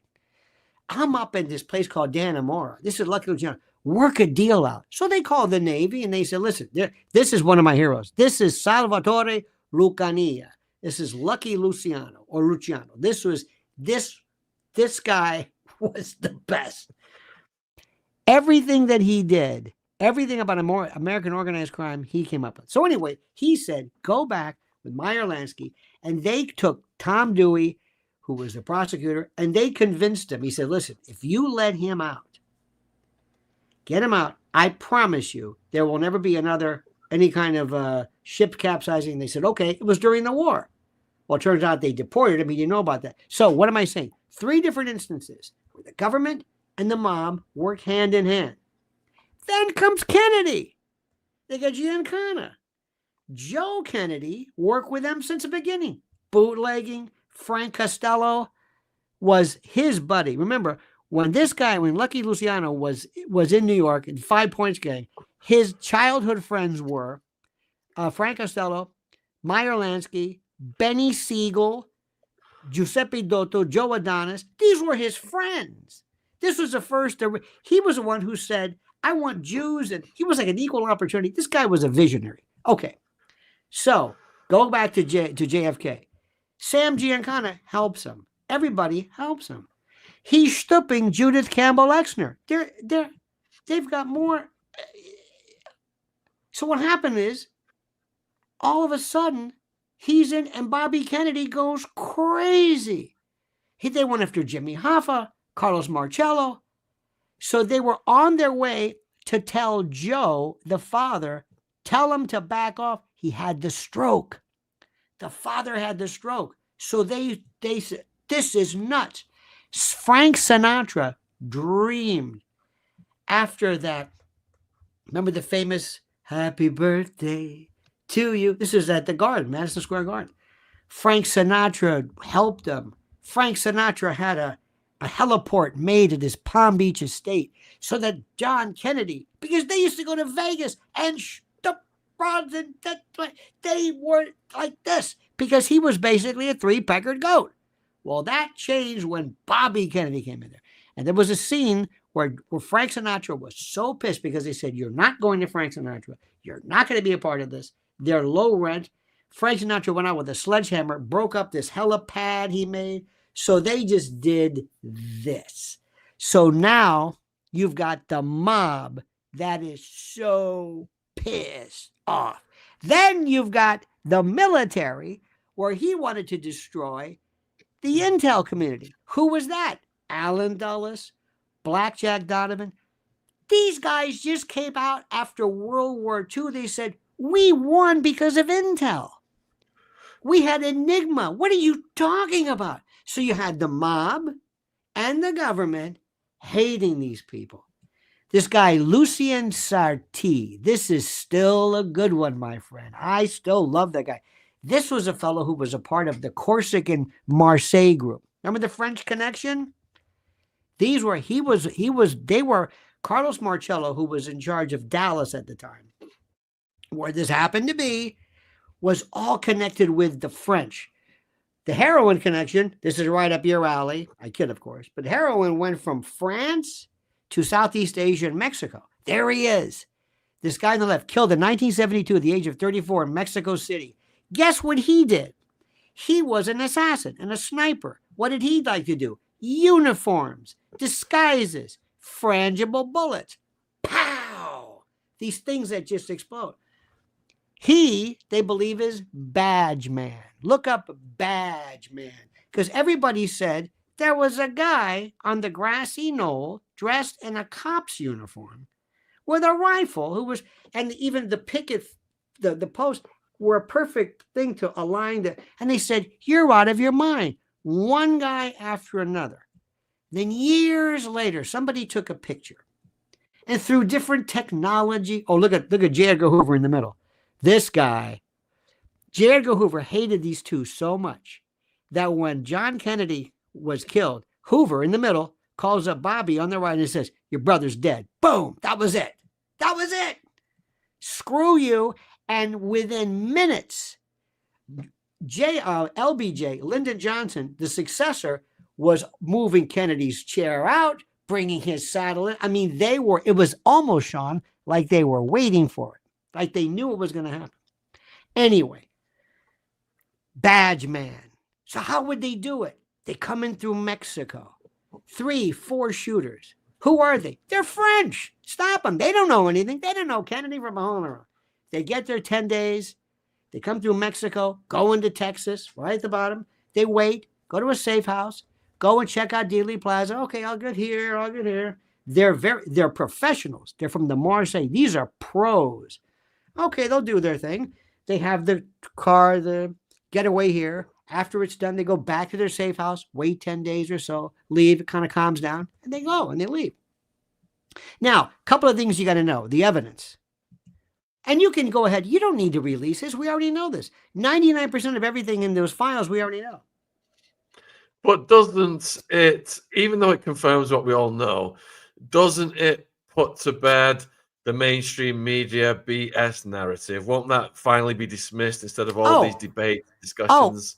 The first thing it will do, I think it will absolutely. The first question is, was this a conspiracy? Meaning, did Lee Harvey Oswald act alone? The answer is no. How do I know that? How do I know he didn't? That's the most important thing in the world. Did he act alone? Absolutely not. They still think, the Warren Commission said, no, he acted alone. Had this gun, this Mannlicher Carcano, the worst piece of garbage. The Italians call it the gun that didn't hurt anybody. Had like a 3-foot drop it was horrible. Bolt action. And Shaun, when they found the gun in the sniper's nest, remember, all of the cops, all of the people who worked there, all of these were World War II and Korean veterans. They knew weapons like you couldn't believe. The weapon they found had said Mauser stamped on the side of it. They hold it up and said Mauser. It was a man. How did that happen? Here's the most important part. The piece of evidence, which is that proves it's a conspiracy. There was a bullet hole in the windshield. What do you call it? A windscreen? I don't know. But the front of the car. A bullet coming from the front. Oswald's in the back. How'd that happen? That's it right there. That was probably Lucien Sarti. Probably him. That's number one. Number two, the car itself. They left it open. You know how they have CSI today and all these events? They left it open. It was just open there and then they cleaned it. They had a water and they're cleaning it. And then they took the car, this Continental, to the Ford factory to replace the windshield. That's a conspiracy. There's a hole. Everything else is a waste of time. It's just a waste of time. Yeah, okay. This guy didn't know anything. Nothing. He didn't know anything. He kept saying, I'm a patsy. You better. He was 24 years, like 20-something years old, 24 years old. This guy was, his uncle worked for Carlos Marcello, and that's Dallas. Jack Rubenstein worked for Carlos Marcello. It was so. Jack Ruby supposedly went down and said, I was thinking so much about Jackie that I thought to myself, I'm going to go and I want to keep her from having to testify. So I'm going to whack him. He just walks in. This is the suspect killing the president. And there's Jack Ruby. He knew everybody. Hey, how are you, Jack? Hey. He owned this place called the Carousel Club. He was a pimp. We've got Oswald's best friend wants to come on the channel. Good. How old is he? What is he, about 100? Yeah, and he's living in Siberia where the internet's not that good. We're working on it. We're working on it. Now, this is, and what he's going to tell you is that basically he was nothing. I mean, this is a guy, and Marina, I don't know, is Marina still alive? They don't know anything. They don't know anything. But the bottom line is simply this. Here is it. This is what I want to know. When somebody had to say, okay, let's do it. I don't know who that was, but somebody somewhere said, are we in? Yeah, do it. They tried it in Tampa. I think it was Miami. They tried a number of times. This was like, they tried this before. He wasn't involved in that, but how this worked. If I could sit down and there's Marina this guy was a smart guy. He was a Marine, learned Russian. Is he perfect or what? Stood out with flyers, fair play for Cuba. Before on the streets of Dallas, before he supposedly takes him out, he was on a radio station. Have you heard him? He did a talk radio show before this. I mean, he probably said, now I understand. Anyway, how did it happen? Somebody had to say it was a perfect blend of military intel mob. Shaun, it was the same thing. It doesn't exist today. You tell young people today, they don't understand what this means. You've seen these mob shows on YouTube. These people Santo Trafficante, you know how big he was from Tampa, my hometown? Carlos Marcello, Lucky Luciano. These guys worked hand in hand with everybody. Carlos Marcello, by the way, you ready for this? Carlos Marcello was born in, I think, Tunisia. His name was Calogero. Anyway, but it's Carlos Marcello. Bobby Kennedy picked him up in the middle of the night and took him barefoot, deported him to, you talk about Trump's policy, took him to Guadalajara or Guatemala or something, dropped him in the jungle. He got back. Look at him. This guy was like 3 feet tall. He was the one who came up that said with the expression, 3 people can keep us a secret if 2 are dead. He said that. This guy was Santo Trafficante's best friend. This guy was as hard as nails. Just look at any picture. He hated Bobby Kennedy. He was the one who said also, you kill the dog by cutting off the head, not the tail. He says, if something happens, if we go after Bobby, then John Kennedy is going to use everything he can to come after us. But if we go after John Kennedy, then Bobby is just another lawyer. Look at this, Kennedy. Look at this. He was in Tampa. There was a lawyer named Frank Regano, I knew from Tampa. And they were in a restaurant in Tampa when they got the word. And he was, I think, sitting with Santo Trafficante. These guys were so hardcore. And they just looked at him and said, mm-hmm. That was it. No big deal. So afterwards, if this thing, you have to change, Shaun, the route, the parade route. Critical. Most people would say you go from here straight past the freeway, that's it. But no, he went to the left, went to Elm, took a test, slowed down in front of all these open windows. Sniper details were called at the last minute. It was the most ridiculous thing anybody's ever seen. The most ridiculous thing anybody. Who could arrange that? The government? What about the people? Government doesn't want to do that. You don't want to send some Delta Force, Special Forces, Marine sniper. No, we'll take care of it. We'll take care of it. Don't worry about it. You want plausible deniability. I don't know who these people are. Some French guy? I don't know. All right, Franco, put your hands up. Who about you? I don't know. I was here to get somebody, the big shot. I don't know. Oh, God, we got some French guy. And it sounds too, he's some crazy dude. Anyway, but then here's what you got to remember. Once it starts, just sit back and let people start talking. Shaun, have you ever interviewed anybody who's a JFK expert? Most boring thing you'll ever see in your life. Yeah, we've had JFK they tell you nothing. And They tell JFK you and nothing. RFK experts. Oh, they tell you nothing. They say, what they do is this. You see, now you got Payne. She's owns the boarding house. Now you see Marina worked at the school, and Tippett was the guy, and they shot the cop, and he had a 38, but it really was a 45. And okay, who shot him? I don't know about that. But I know that the gun and the 38, wait a minute, excuse me. Who ordered this? I don't know that. But I know that they took the brain out and they put the brain. Okay, I know about the brain. Who killed him? I don't know. And then the magic bullet, and we got this, and then who killed him? I don't care about that. I can't answer that question. You ever talk to a UFO expert? The worst. If I see that TikTok thing, I'm going to go crazy. Roswell, can you show me a picture? Don't have a picture.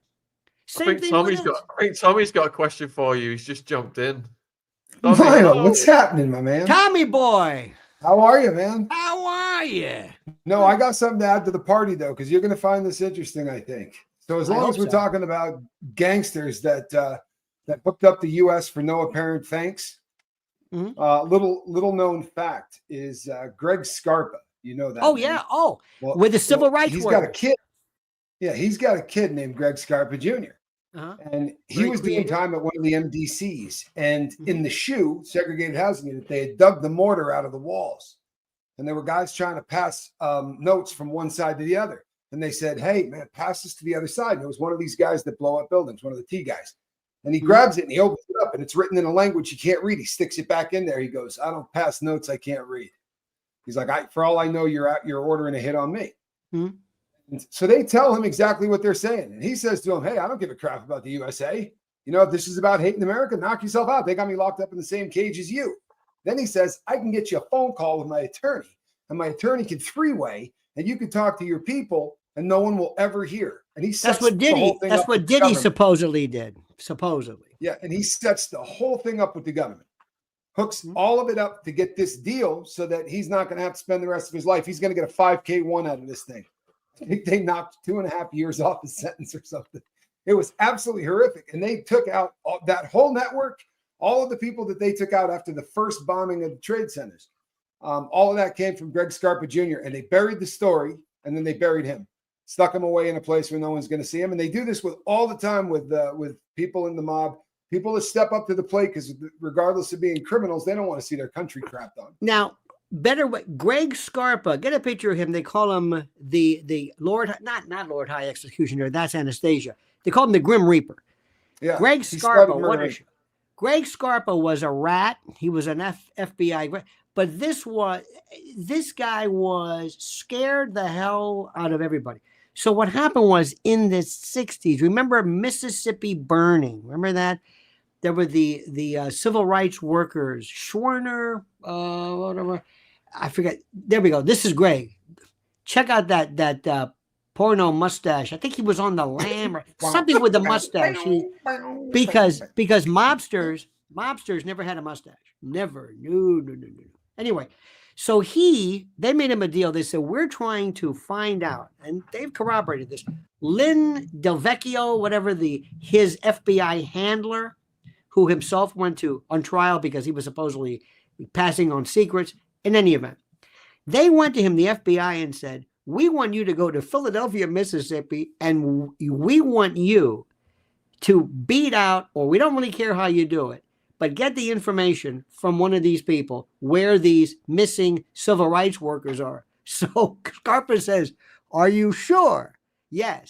You do know who I am. Yes, we rather not go. Okay. Now remember in the movie with Gene Hackman, and there was a black agent who had the paper cup and the razor blade. That was based kind of on him. So Scarpa goes down there. Is this guy talking like this in Philadelphia, Mississippi? They're wondering, who's this guy? They find this guy. He finds him. And lo and behold, in like 20 minutes, they've got the name of the sheriff, where the bodies are. So he, going back to what I said, did a solid for the government. There are many people today, civil rights lovers of liberty, who say, good for you. He's a killer. They broke every due process, every constitutional law there is. Again, and as you know this, Tommy, the government and the bad guys working together. So that later on afterwards. Well, but you can't. And what they'll do is they'll say, "Listen, we have to work with them. Right. You can only. These are bad people. So anyway, but this. Now let me ask you, Tommy.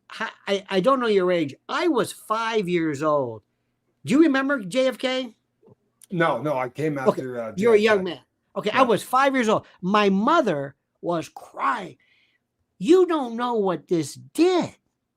Remember that song by Life in a Northern Town, JFK and the Beatles? It was the end of innocence. We can't believe it. They did it in front of everybody.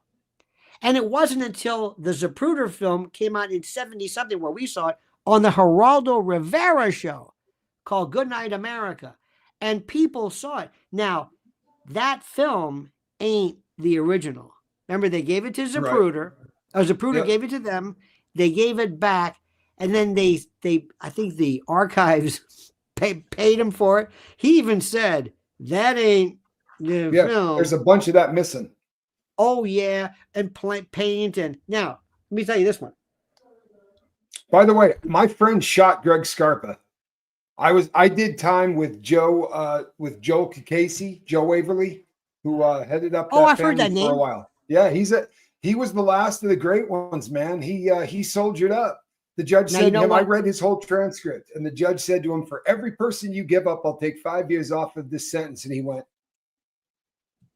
go F your mother. Yeah. Right? For real, to the judge. It's in his transcript. And he just went and did his time. He was a solid, no joke, and he got out. He's on the street. Well, Tommy, I didn't know I knew nothing about your past. And apparently, since you are a criminal, I don't want to talk to you anymore because I find you disgusting. I'm kidding. I get that a lot. Don't trip. I'm a former prosecutor, but I'm a defense lawyer. And I used to tell clients, join the club. Mother Teresa. Oh, my Mother Teresa. Rosa Parks. Jesus Christ. Martin Luther King. Hitler. Well, bad example. But still, people, some of the best. All been locked up. And Jesus got the chair, supposedly, and was guilty. Think about it. If you think so, I've got no problem with that. In the old days, what happened was that in this business, by the way, here's a gratuitous picture that Shaun shows us of Trump signing something. By the way, Trump doesn't know how people can take this with Photoshop and put anything you want. Exactly. The fun we can have. That's Trump releasing the JFK.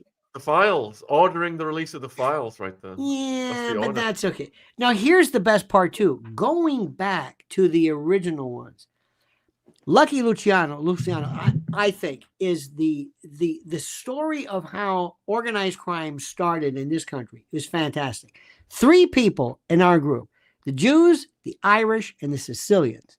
Now, what did they have in common? They were all oppressed. That's right.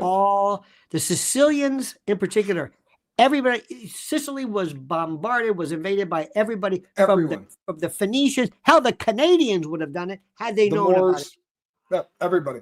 The Moors, but the Phoenicians. In fact, you know this story that Joe Bonanno gave purportedly is completely about the word mafia. Morte alle Francia Italianella. Supposedly it's an acronym, which is nonsense. Right. But mothers and fathers, it's all BS. But mafioso in Sicilian means strong. That's all I mean. No big deal. But it was a different world. Their Camorra, Ndrangheta, and these guys are from another planet. And the ones today who make the mob look like nothing are the cartels. They're the ones that the government really... Another plan. They peel people. They videotape their crimes. It's a completely, we live in a different. Back then, the Black Hand, when the La Mano Nero. Yeah, pre-mafia stuff. It was because they could trust nobody. They didn't know who the ruler was going to be in 2 days. The country was always taken over. The only people you could trust were family. And the problem was the people who came here from Sicily, they had La Mano Nero, the Black Hand. They would have to turn. That's why The Godfather is so good. They had to go to somebody, il uomo di onore, the man of honor. He's like, help me out with this. So they would go, and there was a Don Fanucci, whatever, got him in the beginning. That was a Black Hand. So anyway, that has a bunch of historical relevance to it. The thing about Kennedy, though, going back to this was a time that was the perfect conflation of everything. It was this Kennedy dude. It was, remember, Allen Dulles, Gerald Ford, who changed the information and the shooting on the Warren Commission, changed it to align so that the bullet wound would line up. Nixon, by the way, they got him on a palace coup. Nixon was one of the best presidents we ever had. Nixon was a gangster himself. Don't kid yourself. And the most psychotic president was LBJ. LBJ, I think they think probably killed his sister Josepha. This guy was bad. But anyway, so Nixon said they set him up. I mean, and this bullshit story about, a Felt was deep throat. It was Haig, and you know that story. Anyway, so Nixon said, all right, I'm leaving.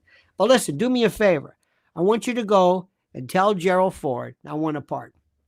And by the way, that wasn't a provisional or a preemptive pardon. That was a pardon dealing with what he did, allegedly, in Watergate. They didn't give him a pardon for armed robberies. No, anyway.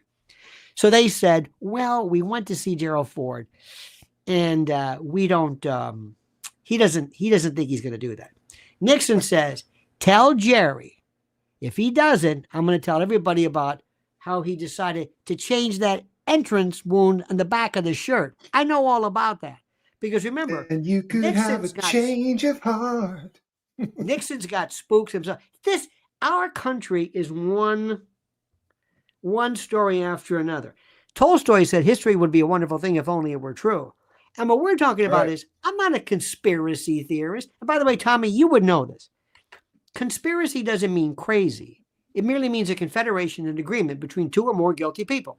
It's a group of, it just means the arrangement. That in and of itself is a crime.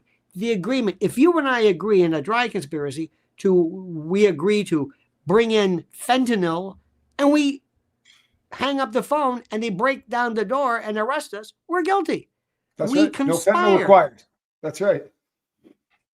And a conspiracy just means two people. So yeah, they call it ghost dope in the feds. It happens all the time. Or they'll say, so you and Lionel brought in, we caught you with 3.5 pounds of this stuff. But we got a friend of yours who says you guys have been doing this for 11 years. So we multiplied that 3.5 pounds by per month, going back 11 years. And here's what you're being charged with. And then they bring in a bag this big for everyone to see and go, but don't kid yourself. This is 6 warehouses full of ghost dope. They did something interesting too. There was a guy years ago. I'm from Florida where we had, and let me tell you something. In the 80s with the cocaine and the dope. They took this poor guy one time. They got him on a conspiracy to cultivate. And they said, if you did this and you had this acreage and these many plants and the yield per plant, and let's say you did this for a year, and they came up with, you would make 30 billion tons of, and they, what? And they would come up with this thing. It was the most stupid thing. But here's the best, Tommy. All of a sudden they said, guess what? It's legal now. It's like, sorry about that. Best of luck. My bad. We changed it. It's like growing up Catholic. You can't eat meat on Friday. Who was it? George Carlin says some poor guy's doing 5 to 10 on the meat wrap. All of a sudden they changed it. What happened? I don't know. Meat wrap. Catholics who may remember this, there was a thing called limbo. This is where unbaptized babies went. They just dropped it. They just stopped talking. So, and also one thing, Tommy, when I hear what they did to these January 6 people, it is so repugnant. It is so repugnant. You know this, believe it or not, and I'm sure you've been in it. This is our Constitution. It's pretty good. When it works, it's great. When they ignore it, it's like a bad joke. All of us, there is, and you know this, there is nobody more American and conservative and good and great than an old mob guy. True story. But they will not bother you. Don't get involved in their world. Don't borrow from them. Don't ask them for favors. But other than that, they love this country. They love Trump. They're the most sensible people. Just leave them alone. Don't get involved in their thing. I had a friend of mine, as we do in New York, one of them, allegedly, and he said, let me ask you a question. Why don't you think they stop this? Everybody knows who we are. Everybody knows. Hell, we go around, they tell everybody, all the wannabes, I know Gotti this, Gotti that. He says, why don't you think they want to do that? Why? He said, why don't they get rid of the Hells Angels or the pagans or this or the Chinese triads or the Albanians, great in armed robberies? Why? He says, simple. They want to keep the networks. And his line was, they want to put their blood in our veins. They want to use our system and us because they never want us to go away. They work, again, government and crime work hand in hand. And as soon as you realize that, as soon as you get it, then we talk about things like Diddy and I'm sorry, go ahead, sir. But people also get confused. Like the real gangsters, like not the ones that are running around today. But Sean right now is befuddled to the point he hasn't moved and he's frozen. Go ahead. I'm sorry. He's cashing the checks and going, hell yeah. Oh yeah. No, you know what it was? When I was growing up, it was if you broke the law for a living. Let's say you come home and somebody has stolen your 5 kilos of cocaine. You can't call the cops and go, hey, I'm missing 5 keys. But there was a dude you could call and you could say, hey, I'm missing 5 keys. And that dude would actually go out and find the stuff. And then when it came back, he'd say, here's 3.5 of them. From now on, we will be dropping the keys off to you. No one else is ever going to bother you again. And the next thing you know, you're selling for some guy like this. But they were a police force for people that couldn't go to the police force. Right. And in all honesty, I think the cops like that. I think that they like that whole thing is just sort of being taken care of out of sight and out of mind. Everybody who has been in show business loved Vegas when the boys ran it. It was just a different attitude. It was a different mentality. But also, going back into this, in that day, in order to they opened the books up like once every 20 years. You had to be taught. You had to go through. You just, ever since they said, they're straightening people out because of money or they were selling them. They're doing all this stuff. It lost its kind of its oomph. There was a time, let me tell you how good it was. Nobody knew who Frank Costello was. Francesco Castilla. He goes, I paid my tax. They didn't know who he was. They thought he was Irish. They didn't know who he was. If it wasn't for Joe Valachi, nobody knew. And the best part about it was, well, yeah, but Joe Valachi, but also, and Vito Genovese thought he was going to kill him, and he says, forget this. But what happened was, this is, I think, telling, if you will, that after this happened, after they brought this observation, Hoover never wanted to admit there was an organized crime. His whole thing was communism. Not only that, he was a degenerate gambler, and he and his lover, Clyde Tolson, used to go to Costello's places, and Costello would tell him which horse to lose his shirt. Yeah. But the point was, Hoover said, how can I tell everybody that there is an organized crime network in my country when I'm in charge of the FBI? So I've got to deny it as long as I can. And they really denied it. Rachel Appalachian. That was 1957. And Appalachian got Joe Barba. All of a sudden, these people showed up. But remember, Lucky Luciano was the first one who did this. He came up with the commission. Let me tell you what Lucky said. And this is what's different between him and the Westies and, all these Featherstone and Coonan, because I'm in the Hell's Kitchen now. They didn't have it. He said, when one of us goes, there will be somebody to take over. This will go on forever. He wanted it, right. The organization, the boss, the underboss, the consigliere, decina, and all. Yeah, organization. It's so smart. One person is not critical. The Jews got out of the business right away. They weren't in. By the way, they were some of the toughest bastards of them all. Yep. And owned Cuba.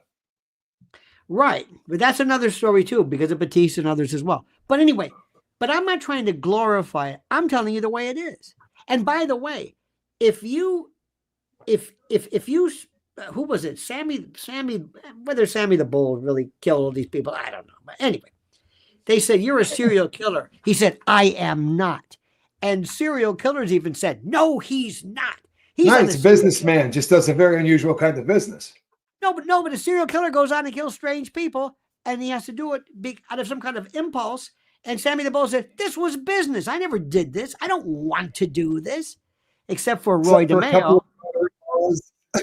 Some brother-in-law too, he might have knocked out. Well, except for Roy DeMeo and the Gemini Line. He liked it. But that's a different story. Yeah. But do you know the stories I've heard of that place? Because I did time with a bunch of guys that the stories I heard that came out of the Gemini Lounge, no, I couldn't tell them on here. Like for real, that place was a butcher. It was a butcher shop.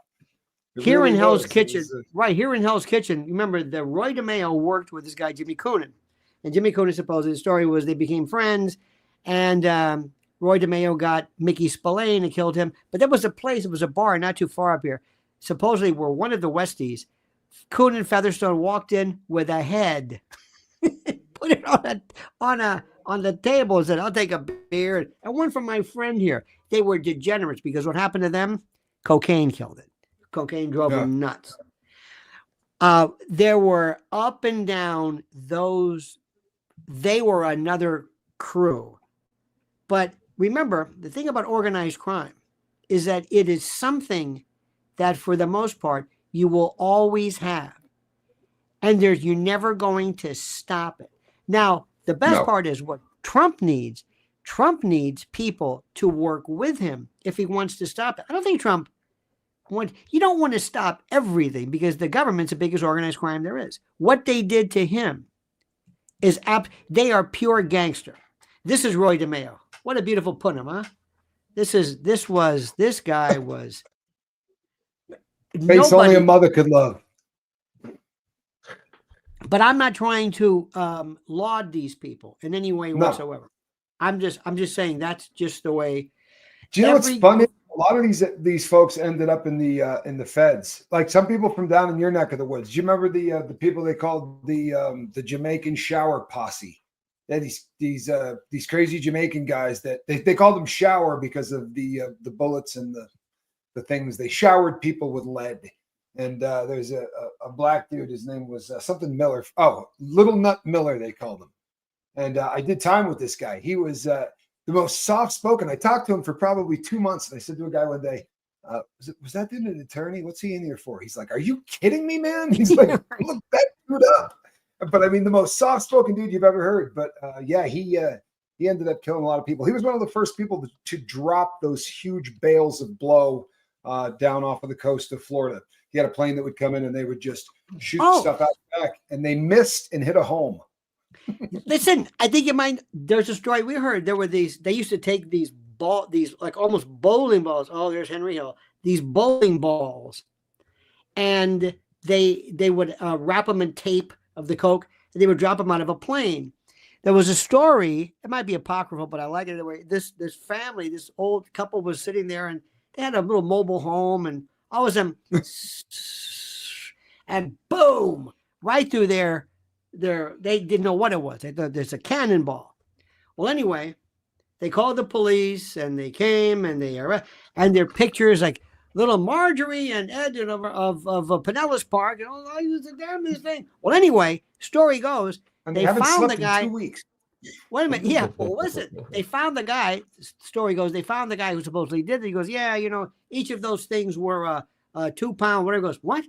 Yeah, each of those. He goes, I know, I weighed. He goes, no, wait a minute. That couple gave us half of that.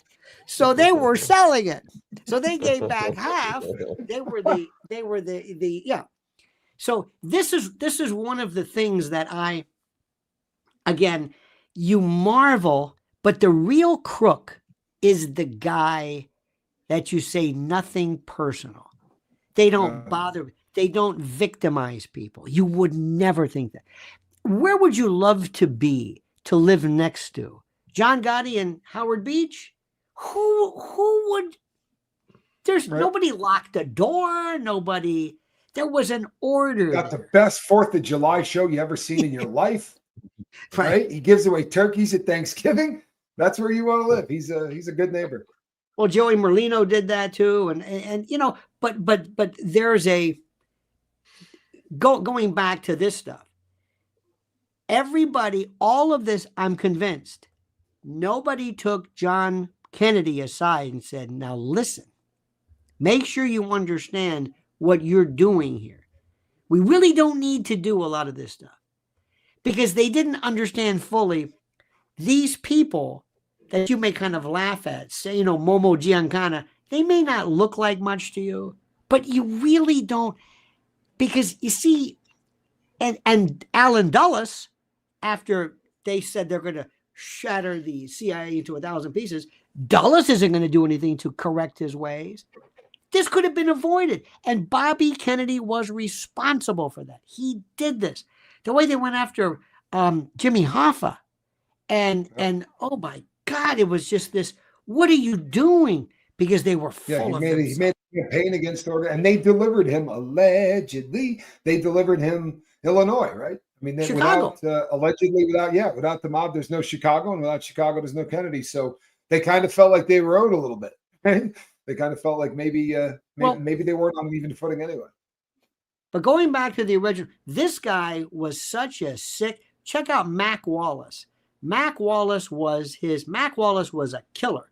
Mac Wallace was his like best buddy, and they worked out something where Mac Wallace was like acquitted of murder, either acquitted or got probation, or I mean something ridiculous.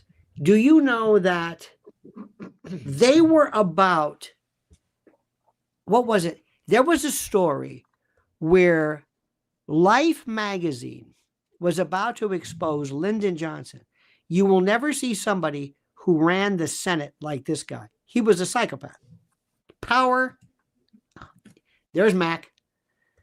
And what happens is when the Life magazine, they were in Washington at the time, talking about whatever they were going to be doing to expose LBJ on November the 22nd. And Lyndon Johnson came literally a day, an edition, a week short of everything being just blown out of proportion. Bobby Baker, Billy Saul Estes, they were the Connolly. He was, did you ever hear this video or this YouTube of Lyndon Johnson calling up the Hager Slack Company?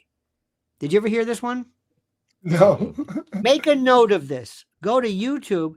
He calls up Hager Slacks and he says, I want to get me about 4 or 5 pair of these now, my nut sack. And he goes through this. He's talking to the president of Hager. He says, now, my nut sack, I need a place to to keep my knife, his knife. He's talking about this. And the best part, he says, my nut sack. And then he says, and my bunghole. He talks about it kind of like the way, it's like the way when Shaun gets up like this, because he's been sitting for a long time. I'm sorry to use these terms, but that's he's on. It's YouTube has it. You can't. Johnson taped everything. They're talking about Nixon. Johnson taped everybody. He was on the phone constantly. He would call up Jackie and just like seduce her. Come on, now we know you're going to be okay. Now you come by here and you come by and have supper with us. He was an alcoholic. He would drink Cuddy Sark by the case.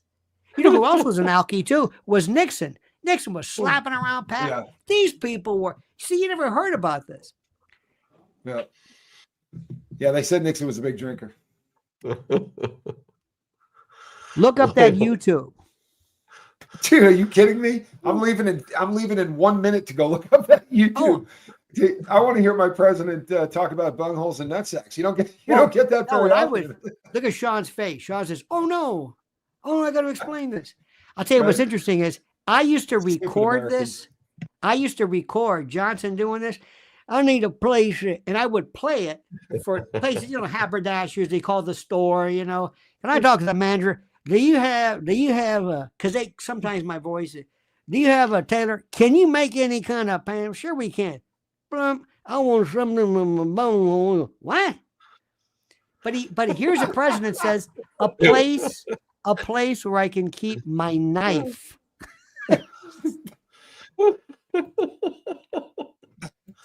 Laura May, I am not a crook. I'm drunk. He was a gangster, though. You know what? What he did in China, I mean, the best. Nixon was he was something.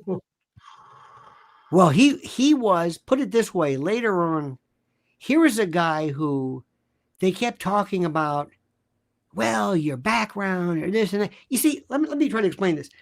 Everybody, you have to understand the personality, like Trump, like Biden didn't have a personality. Biden, by the way, Biden was an absolute crook. Biden did this in office. He didn't even wait. Everybody else, Obama, whatever, on the back end. You know, Obama left. He said, what you do is you do what we say, and you're going to leave. You're going to get a Netflix development deal. But I don't know how you're going to get a okay. And then you're going to write a book. And Michelle's going to write a book. And nobody's going to read it. You got it? Yeah. Okay. And then you dump them off the back of boats after you hit the New York Times bestseller list for the third. Tommy, Tommy, there's called digital. It's called there's no book anymore. It's just you say it, and then Bezos will say, yeah, it's number one. Sure, whatever you want. So that's what they did. Biden says, oh no, I'm gonna take my degenerate son, send him out there, which is really I don't think you understand this. This is a guy who was methed out with hookers, and he'd call down for the Secret Service to pay the hookers. Now, say what you want about John Kennedy. I mean, at least, you know, they kind of... At least he wasn't writing checks. Apparently, Jerry Springer did that too, kind of ended his political career. When he was the mayor of Cincinnati. wrote a check to a hooker. Gotta love Jerry.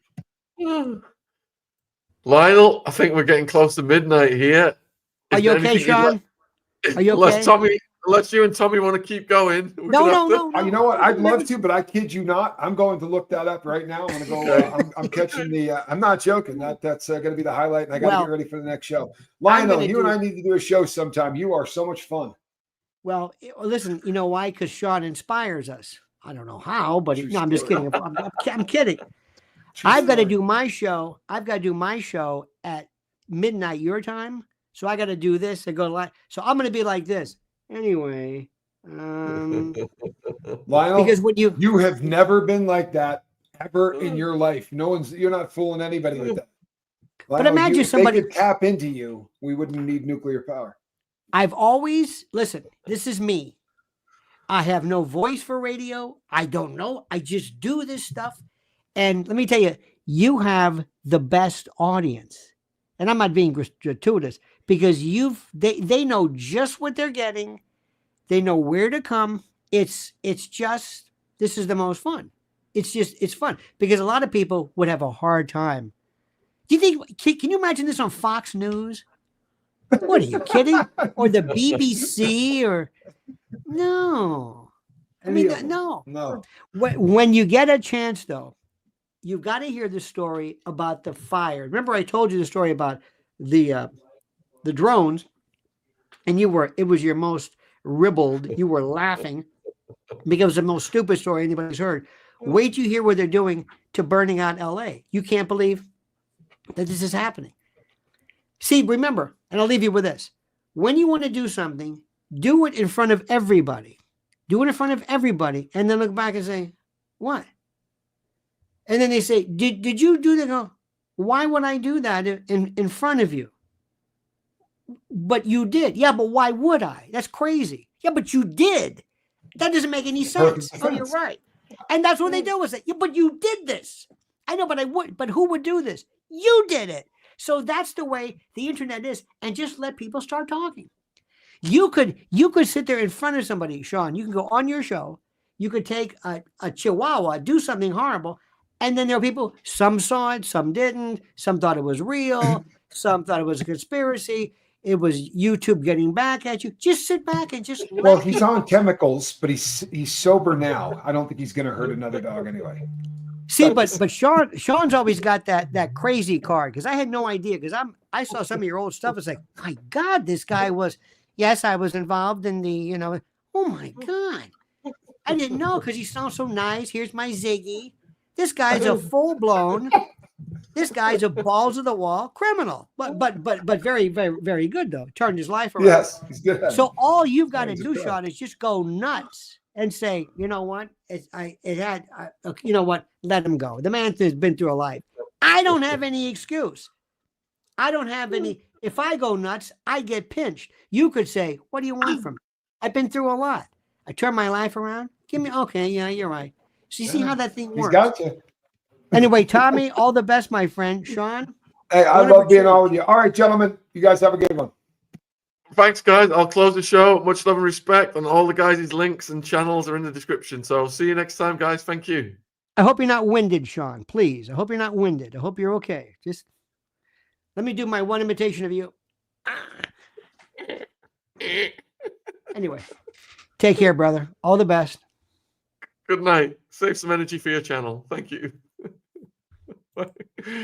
Wow, what a fantastic evening.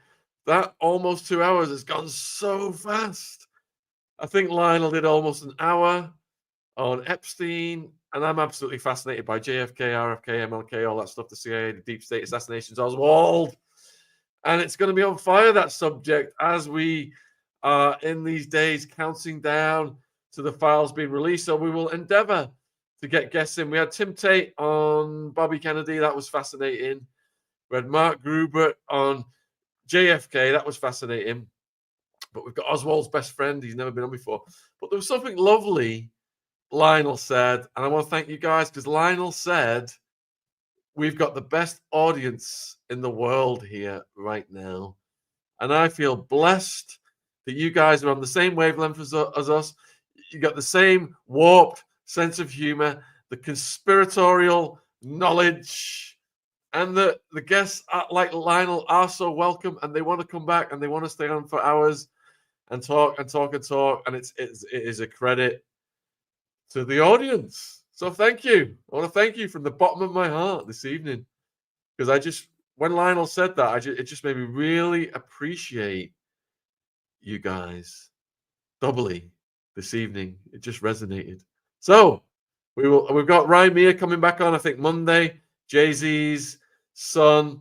We have got a great grooming gang expert coming on. The guy that everybody was saying, Shaun, you've got to get Raja on. When we had Maggie Oliver on, he's coming in.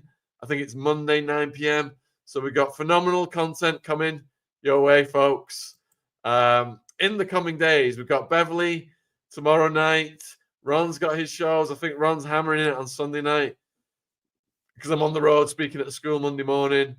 And then we've got Shamanic Emily coming on Monday night, followed by Rymia Part 3. So, yeah.